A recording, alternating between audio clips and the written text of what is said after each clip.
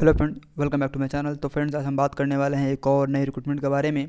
और ये रिक्रूटमेंट आपका Indian oil corporation of India limited pipelines division की तरफ से यहाँ पे निकल के आ रहा है। और ये यहाँ पे परमानेंट रिक्रूटमेंट है, तो बने रहिएगा। वीडियो को लास्ट तक आप बिना स्किप किए हुए जरूर देखिएगा। साथ में चैनल पर नए हैं तो चैनल को सब्सक्राइब करके बेल आइकन आप जरूर प्रेस कर लें। चलिए वीडियो को शुरू करते हैं और जानते हैं सभी इंपॉर्टेंट इन्फॉर्मेशन जो कि इसमें बताया गया है। तो आप देख सकते हैं यहाँ पे आपको विज्ञापन संख्या दिया गया है। डेट ऑफ नोटिफिकेशन आपको 22/12/2020 को यहाँ पे रिलीज़ किया गया था। लास्ट डेट इसका 15/1/2021 यहाँ पे रखा गया है अप्लाई करने का। और अब ये बात कर लेते हैं यहाँ पे कि कौन कौन सा पोस्ट के लिए और कितनी आपका वैकेंसी निकाला गया है। तो सबसे पहले आप देख लीजिए, पोस्ट जो आपका रहने वाला है, ये आपका पहला पोस्ट आपका यहाँ पे इंजीनियर असिस्टेंट का रहेगा। और जिसमें आप यहाँ पे आप ब्रांच देख सकते हैं, ये सब चीज़ यहाँ पे बताया गया है। और दूसरा इसमें आपका जो पोस्ट रहेगा, ये आपका टेक्निकल अटेंडेंट का पोस्ट रहेगा। तो ये सबसे पहले इन दोनों का हम क्वालिफिकेशन देख लेते हैं कि यहाँ पे क्वालिफिकेशन आपका यहाँ पे क्या दिया गया है। तो क्वालिफिकेशन आप देख लीजिए, यहाँ पे इंजीनियरिंग यहाँ पे असिस्टेंट में आपके पास यहाँ पे 3 साल का डिप्लोमा यहाँ पे होना चाहिए, जो भी रिस्पेक्टिव ब्रांच में आपने अप्लाई कीजिएगा। और उसके बाद से यहाँ पे इंजीनियरिंग असिस्टेंट में आपका यहाँ पे 3 साल का डिप्लोमा है। और उसके बाद से यहाँ पे टेक्निकल अटेंडेंट में ग्रेड 1 में आपके पास यहाँ पे मैट्रिक या 10th पास होना चाहिए। और उसके साथ आपके पास यहाँ पे ITI होना चाहिए। और जो भी आप ट्रेड से यहाँ पे अप्लाई करेंगे, यहाँ पे बता दिया गया है कि candidate should possess trade certificate या नेशनल ट्रेड सर्टिफिकेट यानी कि NTC इशू बाई SCBT या NCBT से। तो यहाँ पे आपका टेक्निकल अटेंडेंट 1 के लिए आपका ये क्वालिफिकेशन रहेगा। तो अब ये देख लेते हैं कि कितनी इसमें सीट है। तो आप सबसे पहले देख लीजिए, यहाँ पे वेस्ट बंगाल में अगर बात करें स्टेट में, तो इंजीनियरिंग असिस्टेंट मैकेनिकल में आप देख लीजिए यहाँ पे केवल 1 सीट यहाँ पे निकाला गया है। उसी तरह से ऑपरेशन में आप देख लीजिए, इसमें 2 है। और वेस्ट बंगाल में आप यहाँ पे टेक्निकल अटेंडेंट में 3। और यहाँ पे उसके बाद आपका आ जाता है उत्तर प्रदेश। और आप इस तरह से यहाँ पे वैकेंसी आप देख सकते हैं। यहाँ पे इंजीनियरिंग असिस्टेंट और टेक्निकल अटेंडेंट में यहाँ पर अलग अलग स्टेट में कितनी है इसमें वैकेंसी आपका यहाँ पे दिया गया है। यहाँ पे आप पूरा देख सकते हैं। यहाँ पे इंजीनियरिंग असिस्टेंट में डिप्लोमा वाले अप्लाई कर सकते हैं। टेक्निकल अटेंडेंट में यहाँ पर 10th प्लस ITI है आपका रिस्पेक्टिव ब्रांच में, तो आप इसमें एलिजिबल है। अब ये कुछ देख लेते हैं यहाँ पे जो भी इसका एजुकेशनल क्वालिफिकेशन डिटेल में। तो इंजीनियरिंग असिस्टेंट अगर मैकेनिकल में अगर आप अप्लाई करना चाहते हैं, तो आपके पास 3 साल का आपके पास डिप्लोमा यहाँ पे होना चाहिए मैकेनिकल इंजीनियरिंग में। और 2 ईयर्स से थ्रू लेटर एंट्री अगर आपने किया है आफ्टर ITI के बाद, तो आपके पास यहाँ पे 2 साल का आफ्टर ITI के बाद होना चाहिए। और जो भी आपका रिस्पेक्टिव ब्रांच है उसमें आप डिप्लोमा यहाँ पे होना चाहिए, 55% आपका मार्क्स यहाँ पे होना चाहिए। वहीं अगर बात करें इलेक्ट्रिकल असिस्टेंट यहाँ पे इलेक्ट्रिकल के लिए इंजीनियरिंग असिस्टेंट में, तो इसमें 3 साल का आपके पास फुल टाइम डिप्लोमा होना चाहिए। और इलेक्ट्रिकल इंजीनियरिंग का इलेक्ट्रिकल या आपके पास इलेक्ट्रॉनिक्स इंजीनियरिंग में। वहीं अगर बात करें इंजीनियरिंग असिस्टेंट TNI में, तो इसमें 3 ईयर्स से फुल टाइम डिप्लोमा यहाँ पे होना चाहिए। और 2 साल यहाँ पे लेटर एंट्री के थ्रू यहाँ पे होना चाहिए आफ्टर ITI के बाद। और ये आपका जो डिप्लोमा होना चाहिए 3 साल का इंजीनियरिंग असिस्टेंट TNI में, ये आपका इलेक्ट्रॉनिक्स एंड कम्युनिकेशन इंजीनियरिंग में electronics and telecommunication, electronics and radio communication engineering, या इंस्ट्रूमेंटेशन एंड कंट्रोल इंजीनियरिंग, या instrumentation and process control engineering में, या आपका यहाँ पे इलेक्ट्रॉनिक्स इंजीनियरिंग में अगर आपके पास डिप्लोमा है, तो इसमें आप यहाँ पे अप्लाई कर सकते हैं। मिनिमम का परसेंटेज यहाँ पे 55% इसमें भी यहाँ पे दिया गया है। इंजीनियरिंग असिस्टेंट ऑपरेशन में आप देख लीजिए ग्रेड 4 में, इसमें 3 साल का डिप्लोमा यहाँ पे है, इसमें भी होना चाहिए। 2 साल का आपका ITI के बाद लेटर एंट्री के थ्रू।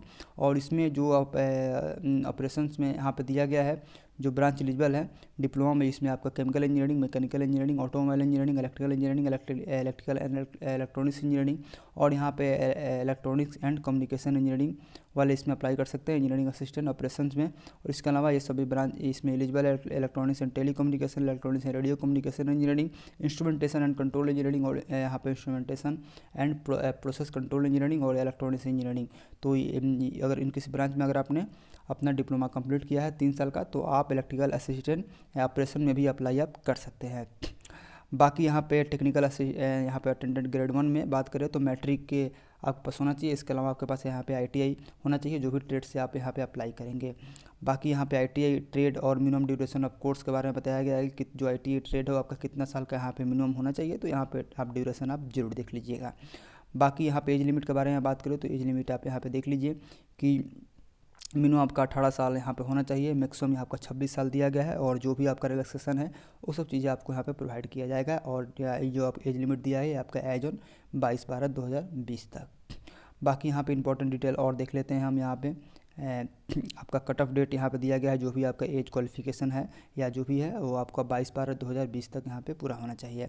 एप्लीकेशन फ़ी यहाँ पे आप देख लीजिए, जनरल और ओबीसी के लिए यहाँ पे मात्र 100 रुपये आपका रखा गया है। SC ST और PWD कैंडिडेट के लिए यहाँ पे कोई फ़ी यहाँ पे नहीं रखा गया है। आप फ़ी पेमेंट आप जो है यहाँ पे ऑनलाइन मोड से आप यहाँ पे कर सकते हैं।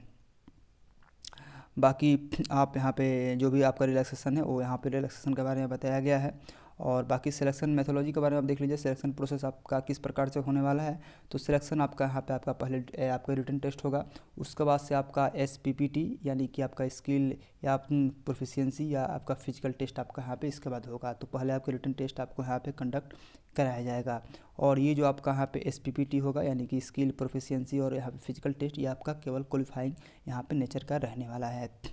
बाकी आपका यहाँ पे जो यहाँ पे मिनिमम जो यहाँ पे दिया गया है कि 40% मार्क्स आपका यहाँ पे रिटन टेस्ट क्वालिफाई करने के लिए यहाँ पे दिया गया है।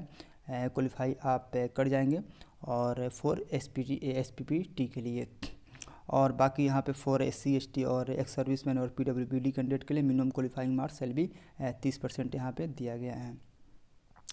बाकी और आगे अगर बात करें रिटन टेस्ट जो आपका कब होगा, तो आप देख लीजिए 14/2/2020 को यहाँ पे आपका टेंटेटिव एक डेट यहाँ पे दे दिया गया, 14/2/2021 सॉरी, 14 फरवरी 2021 को आपका एग्ज़ाम यहाँ पे होगा।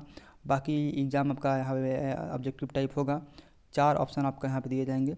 बाकी आप 100 प्रश्न आपका यहाँ पे रहने वाला है। और इसके अलावा आप देख लीजिए कि आपका सिलेबस आपका यहाँ पे किस प्रकार से रहेगा। तो 75 क्वेश्चन तो आपका जो भी यहाँ पे इंजीनियरिंग डिसिप्लिन होगा उससे पूछा जाएगा, और जो 25 क्वेश्चन आपका रहेगा ये आपका यहाँ पे जनरल एप्टीट्यूड और रीजनिंग, जनरल इंग्लिश और न्यूमेरिक एप्टीट्यूड और जनरल नॉलेज से आपका यहाँ पे रहने वाला है। तो इस तरह से 75 और 25 का आपका रेशियो रहेगा। कि अगर बात करें यहाँ पे टेक्निकल अटेंडेंट का, तो इसमें भी आपका 100 प्रश्न रहेंगे, 75 क्वेश्चन आपका जो भी टेक्निकल डिसिप्लिन होगा फ्रॉम जनरल साइंस से, तो ये आपका इससे पूछे जाएंगे। और बाकी आपका on basic trade ITA trade से। और बाकी आपका जो 25 क्वेश्चन आपका जनरल एप्टीट्यूड, रीजनिंग और जनरल इंग्लिश और यहाँ पे न्यूमेरिकल एप्टीट्यूड और जनरल नॉलेज से आपका यहाँ पे रहने वाला है। कोई भी नेगेटिव मार्किंग आपका यहाँ पे नहीं रहेगा, 90 मिनट का आपको यहाँ पे समय आपको दिया जाएगा। बाकी यहाँ पे स्किल प्रोफिशिएंसी और फिजिकल टेस्ट के बारे में बताया गया है, तो ये सब चीज़ें आप यहाँ पे पढ़ सकते हैं। बाकी यहाँ पे और अगर इम्पोर्टेंट बात करें कि कैसे आपको अप्लाई करना है, तो अप्लाई करने के लिए यहाँ पे आप देख लीजिए, तो आप जान लीजिए आपको 22/12/2020 से इसका शुरू हो चुका है एप्लीकेशन अप्लाई करने का। 15/1/2021 तक आप इसे अप्लाई आप कर सकते हैं। अप्लाई करने के लिए आपको ये यहाँ पे वेबसाइट है, यहाँ पे जाकर आप इसे अप्लाई कर सकते हैं। बाकी जो भी इंपॉर्टेंट लिंक होगा आपको नीचे डिस्क्रिप्शन बॉक्स में मिल जाएगा, आप जाकर वहाँ पर क्लिक करके आप इसे अप्लाई जो है कर सकते हैं। बाकी यहाँ पे और कुछ इंपॉर्टेंट डिटेल है उसको भी हम देख लेते हैं। बाकी इसके पहले अप्लाई करने का पहले जो भी यहाँ पे डॉक्यूमेंट्स है इसे आप जो है तैयार कर लीजिएगा, उसके बाद अब यहाँ पे अप्लाई आप कीजिएगा। बाकी कोई अगर क्वारीज है तो यहाँ पे सभी रीजन का आपको यहाँ पे ईमेल ID दिया गया है, आप इसे यहाँ पे मेल करके आप पूछ सकते हैं। बाकी कोई डाउट्स हो तो आप नीचे कमेंट सेक्शन में जाइए, कमेंट कीजिएगा, मैं उसको रिप्लाई करने का यहाँ पे कोशिश करूँगा। बाकी इंपॉर्टेंट डेट आप यहाँ पे 22 तारीख से शुरू होगा, 15 तारीख तक आप इसे अप्लाई कर सकते हैं। एडमिट कार्ड डाउनलोड करने का टेंटेटिव डेट यहाँ पे दिया गया है, यहाँ पे 29 जनवरी 2021 से। और बाकी आप यहाँ पे रिटन टेस्ट के लिए जो यहाँ पे आपको दिया गया है ऑल डिसिप्लिन के लिए 14/2/2021 के लिए। और इसमें एक और इम्पोर्टेंट बात बताया गया है कि जो टेंटेटिव जो आपका SPPT जो आपका होगा यानी कि जो फिजिकल या जो भी प्रोफिशिएंसी टेस्ट वगैरह होगा वो आपका ठीक उसका अगले दिन यहाँ पे कंडक्ट यहाँ पे कराया जाएगा। तो इसके लिए भी आपको प्रिपेयर होकर वहाँ पे जाना होगा। इसके बारे में यहाँ पे डिटेल में आपको बताया गया है, देख लीजिए कि यहाँ पे जो SPPT जो आपका होगा, जो भी शॉर्ट लिस्टेड कैंडिडेट होंगे रिटन टेस्ट के जरिए उनको यहाँ पर नेक्स्ट डेज आपको यहाँ पे SPPT टेस्ट यहाँ पे करा लिया जाएगा। तो इसीलिए यहाँ पे एडवाइस दिया जा रहा है कि आप जो भी ओरिजिनल डॉक्यूमेंट्स है वो सब चीज़ें आप जो है ज़रूर अपने पास आप लेके जाइएगा। तो ये यहाँ पे आपको पहले ही आपको बता दिया गया है, तो इसमें आपको टाइम नहीं लगने वाला है। बाकी कोई भी अगर डाउट्स हो तो आप नीचे कमेंट सेक्शन में पूछ सकते हैं। तो यहाँ पे Indian oil corporation of India यहाँ पे लिमिटेड की तरफ से जो वैकेंसी निकला था उसके बारे में था। तो फ्रेंड्स अगर आप अप्लाई करना चाहते हैं तो आप इसे अप्लाई कर सकते हैं। बाकी कोई डाउट्स हो तो आप जाके पूछ सकते हैं। तो फिर मिलते हैं फिर अगले वीडियो में एक नई अपडेट के साथ। Thanks for watching.